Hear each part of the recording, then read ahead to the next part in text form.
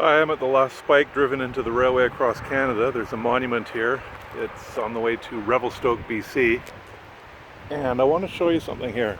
The actual tracks, and I just made a video about the railway spike, but I want to show you these tracks here. There's an amazing book called The Amazing Foot Race of 1921. And there are 5 people from Halifax, and they walked across Canada. It was a bet to see, a contest to see who could win. And there was a couple, Frank and Jenny Dill.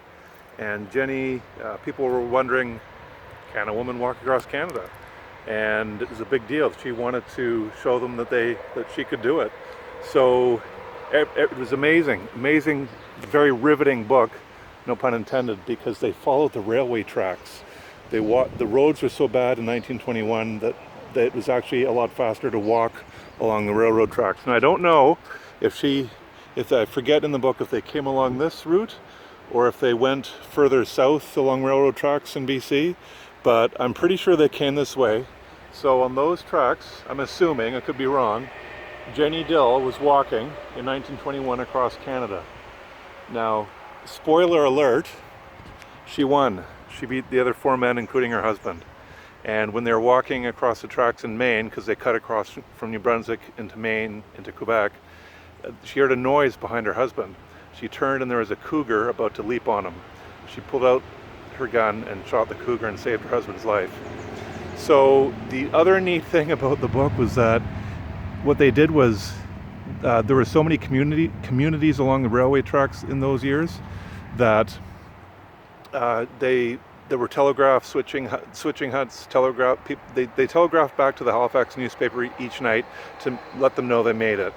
And the Halifax newspaper would send a telegraph out to all other newspapers across Canada. So every morning for, I think, 4 months or so, 4 or 5 months, Canadians would pick up their newspaper in the morning and see where everyone was. And it was almost like social media, really. If some nights they didn't call in, there was a big to-do across Canada. Where are they? Are they safe? Did they get lost? Have they been eaten by a bear, sort of thing?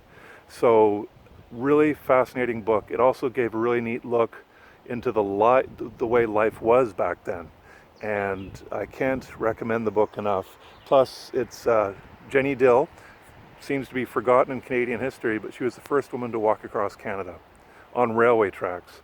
What they did was they had for 2 people they had a balancing beam, because it was actually faster to walk on the rails instead of the ties.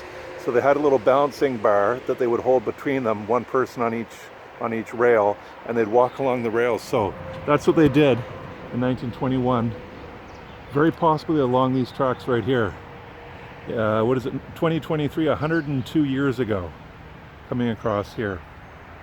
Anyway, just wanted to tell that story. I think it's fascinating. And yeah, The Amazing Foot Race of 1921. I forget the author. So I'm biking across Canada. It's easier than walking, and I don't have to shoot any cougars. I don't have to carry a gun. Well, maybe I'll encounter a cougar or a bear. Some people carry bear spray. I'm not. Maybe I should.